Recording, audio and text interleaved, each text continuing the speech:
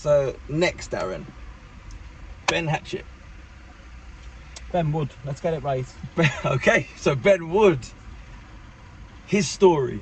His story is bullshit. Okay. Tell me, like, from the minute. So did you meet him from the first episode he did on James English? I didn't have a clue who this kid was. Okay. Yeah. Say your whole story. First time I heard his name was from English. Okay. So I start looking at him, and I'm believing his story like every other cunt. And I'm believing him, and I go, you know what? I'll give this kid his podcast. He's been on me for a while. I'll go down. I'll do his podcast. I know I'm gonna elevate the kid. You know, I don't just go. When people want to interview with me, like, I don't just go, yeah. No, of course. It took me about a year. Well, there you go. I look at the kid and I look how he is and who he's got round him, and then I'll say, yeah.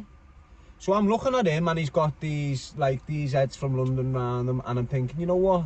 They all like him because he's cleaned himself up. He's doing his shit. He's come out of a bad mental hospital. And I'm hearing Nelly Rose.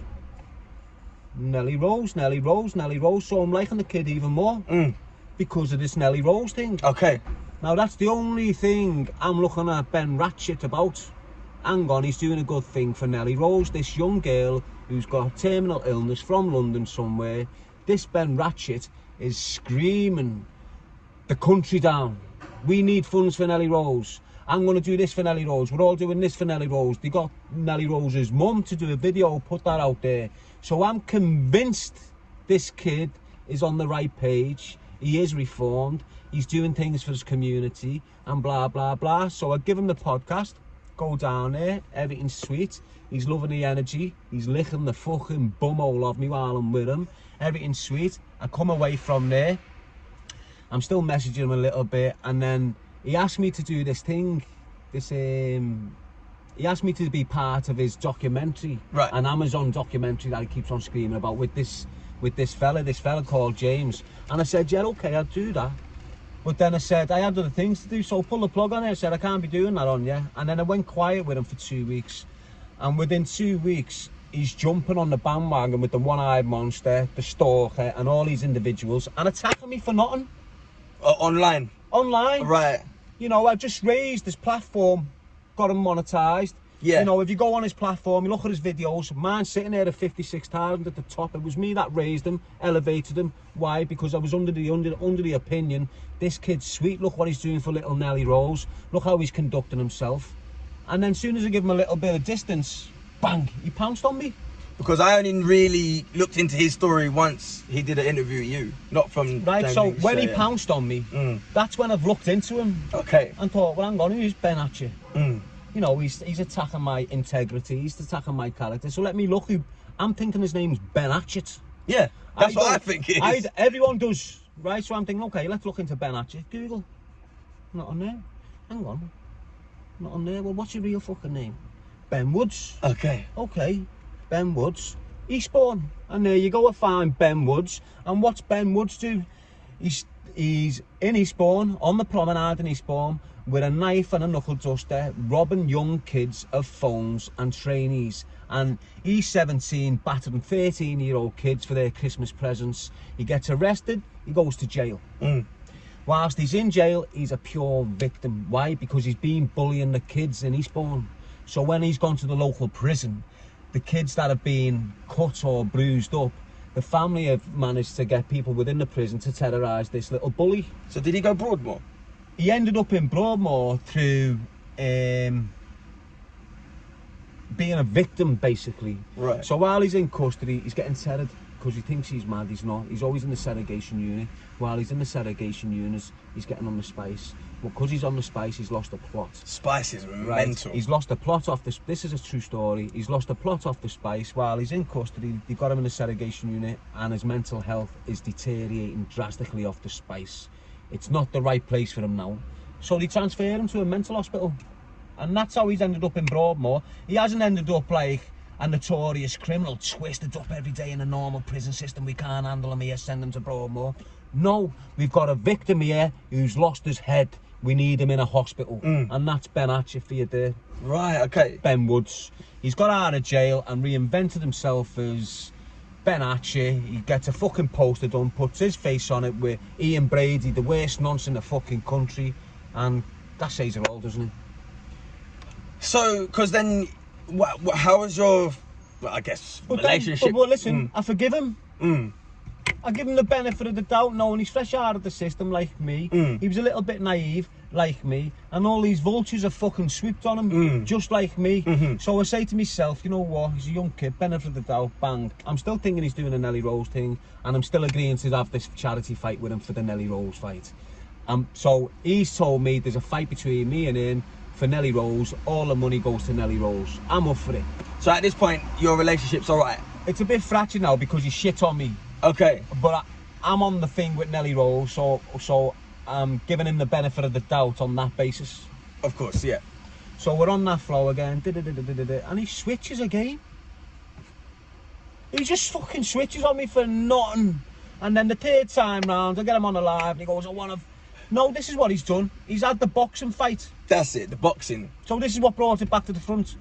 So he's had this boxing fight. People tell me about his boxing fight, and I go, whoa, Nelly Rose. I wonder how much money he's made for this and that. Who did he fight? You know, because I lost track of what they were doing. Yeah. Focused on myself. Next thing I know, he's got a fight. So I'm watching this fight thinking he's right. He has, it's his dream. He has done this, you know, law of attraction and all this fucking shit that he chats. So he's doing all this for Nelly Rose, and I'm thinking, it's right, Ben. Although you've shit on me twice in the last couple of fucking years, good on you for getting this fight going, and good on you for raising money for this Nelly Rose. Watching the fight, next minute, he calls me out. He finishes the fight, wins his fight. Instead of mentioning Nelly Rose and bam, he turns around and shouts, I want to fight Darren Gee.